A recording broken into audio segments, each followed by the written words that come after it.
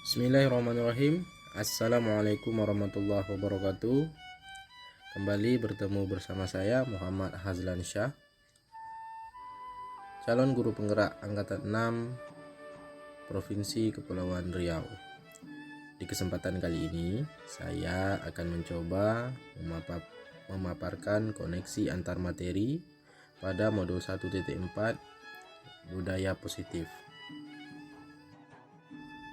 Dalam pelaksanaan pendidikan guru penggerak ini, saya didampingi oleh Bapak Nur Hasanuri selaku fasilitator dan Ibu Juribah sebagai pengajar praktik.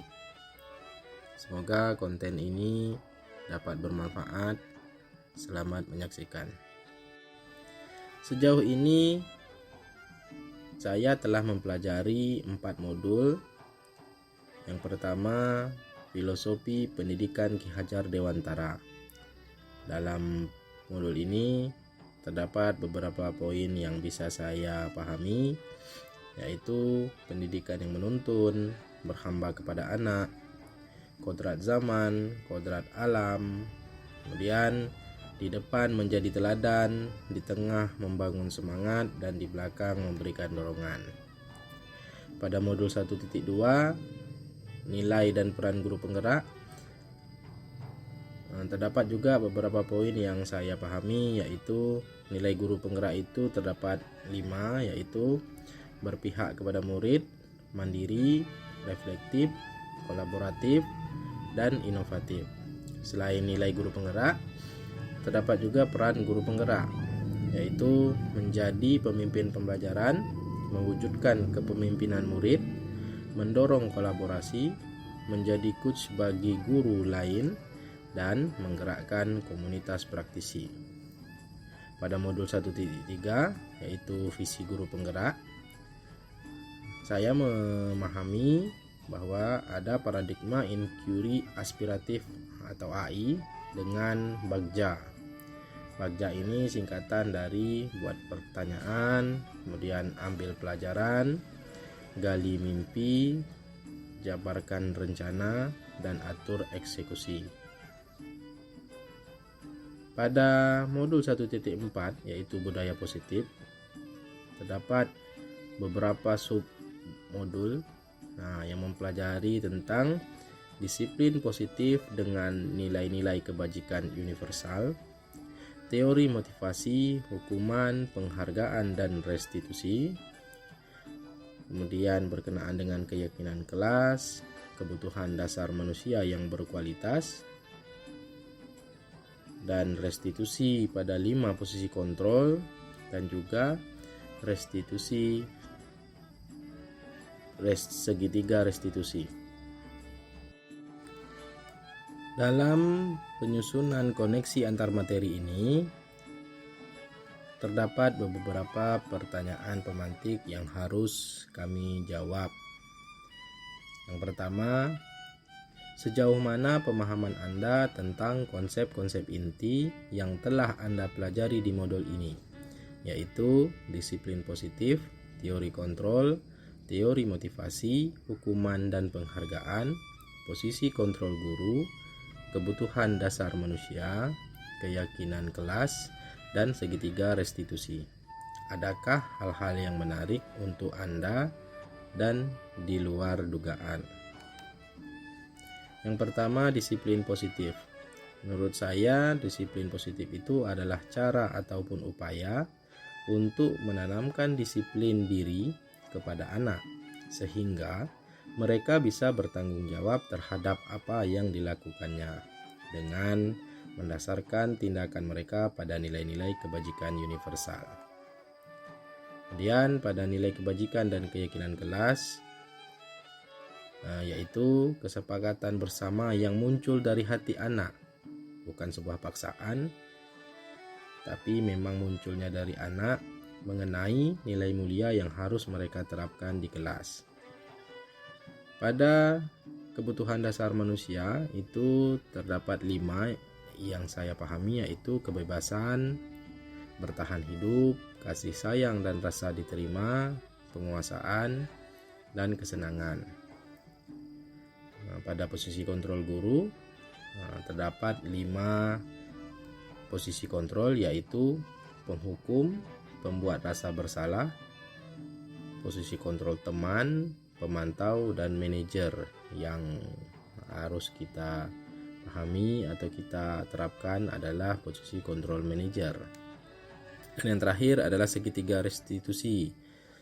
Segitiga restitusi ini yaitu menstabilkan identitas, validasi tindakan yang salah, kemudian menanyakan keyakinan. Muncullah pertanyaan, adakah hal-hal yang menarik untuk Anda dan di luar dugaan?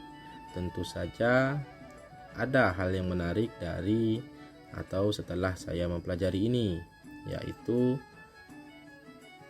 pada dasarnya segitiga restitusi ini sudah dilakukan, namun belum lengkap selama ini.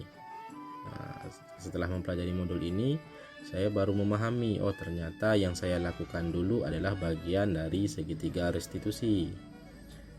Nah, dan juga yang menjadi hal yang di luar dugaan menurut saya pada posisi kontrol. Selama ini memberikan hukuman, baik itu bukan sebuah kekerasan, ternyata akan berdampak yang sangat besar di dalam jangka waktu yang panjang.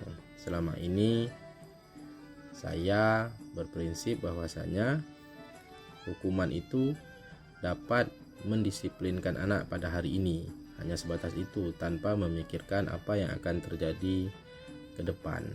Itulah yang harus dirubah mulai sekarang, karena dampak yang lebih jauh saat kita melakukan hukuman itu sangat besar. Pertanyaan pemantik kedua yaitu, perubahan apa yang terjadi pada cara berpikir Anda dalam menciptakan budaya positif di kelas maupun sekolah Anda setelah mempelajari modul ini? Setelah saya mempelajari modul ini, saya mengerti dampak dari keputusan yang saya ambil.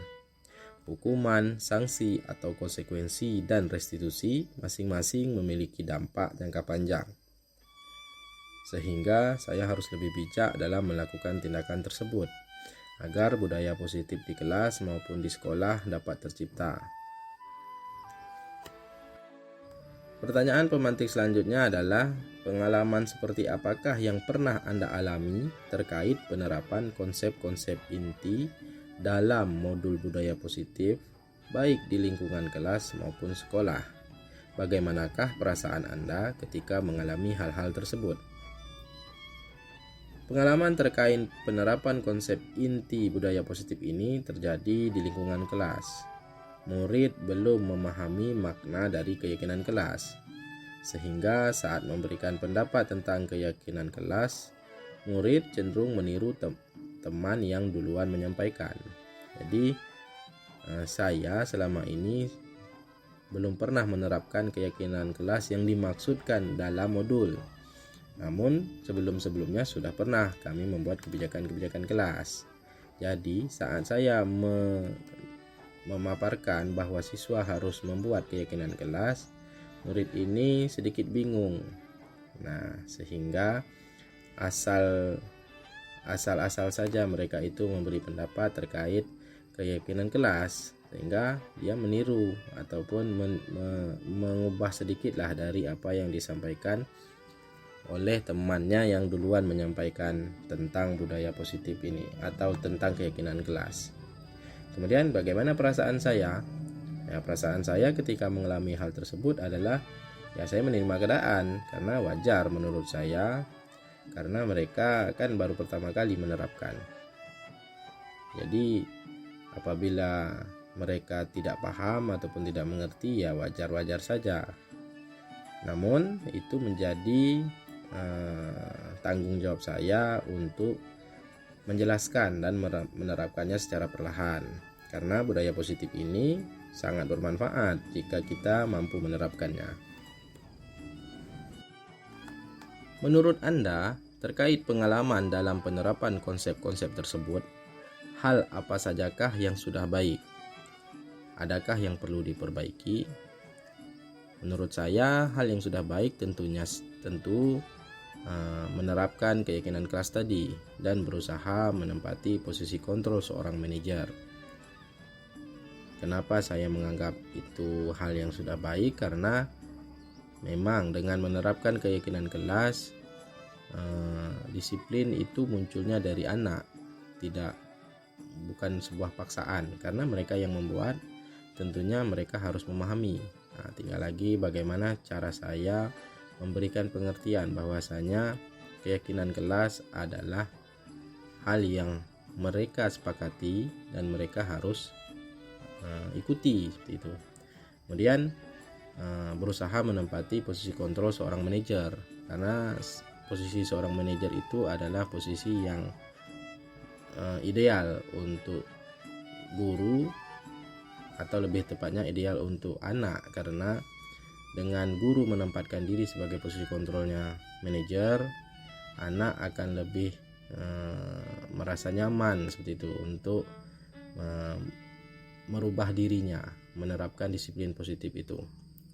Kemudian adakah yang perlu diperbaiki? Yang perlu diperbaiki adalah terkait bagaimana cara saya menerapkan posisi kontrol dan mindset atau pemikiran bahwa posisi penghukum itu masih diperlukan, karena tidak bisa dipungkiri beberapa guru, bahkan calon guru penggerak pun masih berpikiran bahwasanya posisi penghukum itu perlu, karena memang selama ini dalam penerapan sebelum kami menjalani pendidikan ini, posisi penghukum itu memang terbukti efektif. Namun kami atau efektif yang disebut ini adalah sebatas apa yang sekarang terjadi di depan mata, tapi tidak ada pemikiran untuk dampak yang lebih jauh. Sedangkan posisi kontrol seorang manajer ini bukan hanya hari ini, tapi untuk kedepannya berdampak kepada anak. Sebelum mempelajari modul ini, ketika berinteraksi dengan murid, berdasarkan 5 posisi kontrol, posisi manakah yang paling sering Anda pakai? Dan bagaimana perasaan Anda saat itu? Setelah mempelajari modul ini, posisi apa yang Anda pakai? Dan bagaimana perasaan Anda sekarang? Apa perbedaannya? Posisi kontrol yang paling sering saya gunakan sebelum saya mempelajari modul ini adalah posisi kontrol teman, posisi kontrol guru sebagai teman. Saat itu menurut saya sah-sah saja, karena sebelum mempelajari modul ini saya melihat dampak dalam waktu dekat saja, sehingga posisi kontrol teman menurut saya paling efektif untuk membuat murid saya disiplin. Sejauh ini dalam saya menerapi posisi kontrol teman itu, saya melihat dampaknya baik. Dengan anak-anak dekat dengan saya, mereka mengikuti perkataan saya ataupun mengikuti aturan yang selama ini saya buat, itu berdasarkan mereka percaya dengan saya, begitu. Namun setelah mempelajari modul ini, tentunya saya akan berusaha menerapkan posisi kontrol manajer. Mengapa demikian? Karena posisi kontrol seorang teman tadi itu ternyata memiliki dampak yang untuk lebih jauh itu ternyata tidak baik untuk anak. Karena saat mereka menganggap saya teman, kemudian saya berubah atau saya tidak dapat lagi menerapkan itu, mereka mulai hilang rasa kepercayaan atau hilang rasa percaya diri, sehingga saya sekarang akan berusaha untuk menerapkan posisi kontrol manajer. Lalu apa perasaan saya saat ini? Perasaan yang saya rasakan saat menerapkan posisi kontrol manajer itu lebih tenang begitu, karena saya lebih mampu memahami murid. Perbedaannya terletak pada bagaimana murid itu memahami kesalahannya, bukan lagi kami paksa atau saya paksa untuk mengakui kesalahan, tapi dia tahu bahwasanya dia salah, kemudian dan dia berkomitmen untuk merubah. Sedangkan dengan penerapan posisi kontrol yang lain, selama ini saya menerapkan posisi kontrol teman, mungkin saat dia menerapkan atau mengikuti aturan lebih ke arah dia segan ataupun menghormati saya, bukan dari dirinya sendiri. Sebelum mempelajari modul ini, pernahkah Anda menerapkan segitiga restitusi ketika menghadapi permasalahan murid Anda? Jika iya, tahap mana yang Anda praktekkan dan bagaimana Anda mempraktekkannya? Sebelum mempelajari modul ini, ternyata saya pernah melakukan segitiga restitusi ini. Namun, pelaksanaannya itu atau penerapannya itu tidak secara lengkap. Saya hanya melakukan pada beberapa bagian, yaitu pada validasi kesalahan dan menanyakan keyakinan saja. Bagaimana cara saya mempraktekannya kurang lebih seperti yang ada di dalam modul.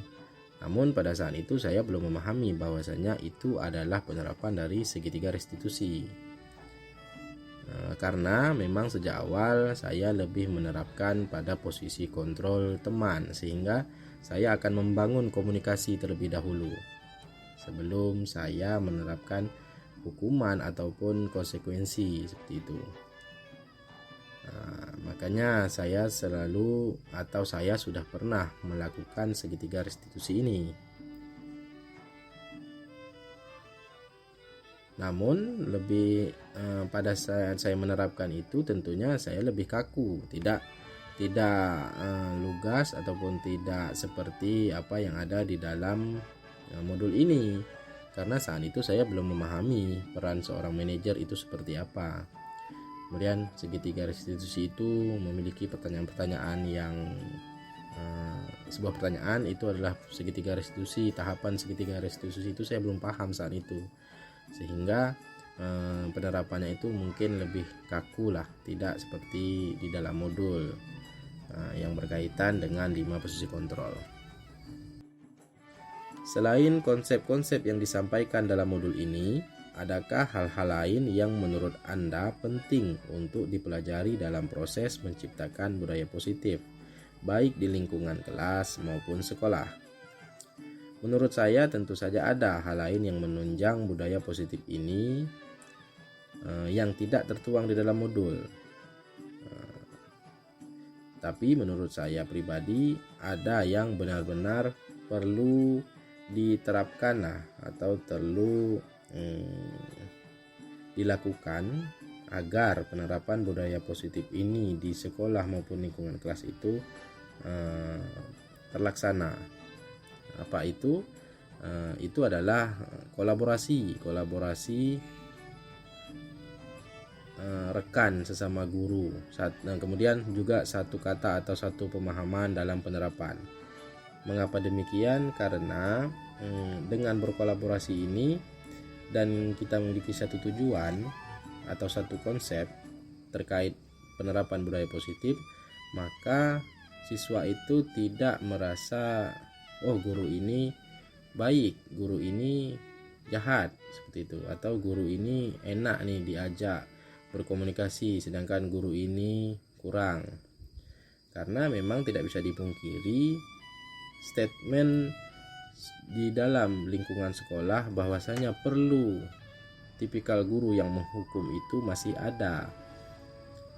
Bahkan saya pribadi pun sebelum mempelajari modul ini sering berdialog bersama sahabat atau rekan guru di sekolah bahwasanya harus ada satu guru yang memiliki jiwa itu yang keras seperti itu, agar ada yang ditakuti oleh anak.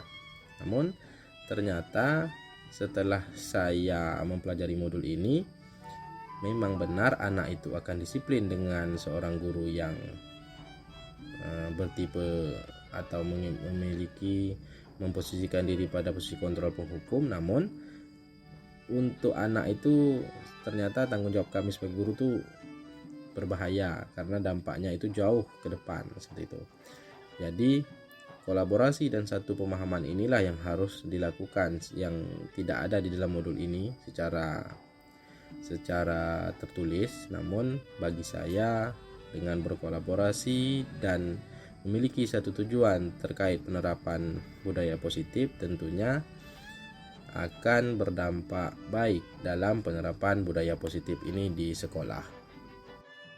Itulah koneksi antar materi modul 1.4 budaya positif yang dapat saya paparkan dan saya sampaikan. Semoga bermanfaat bagi rekan-rekan calon guru penggerak lainnya di angkatan-angkatan selanjutnya. Sekian dan terima kasih. Wassalamualaikum warahmatullahi wabarakatuh. Salam dan bahagia.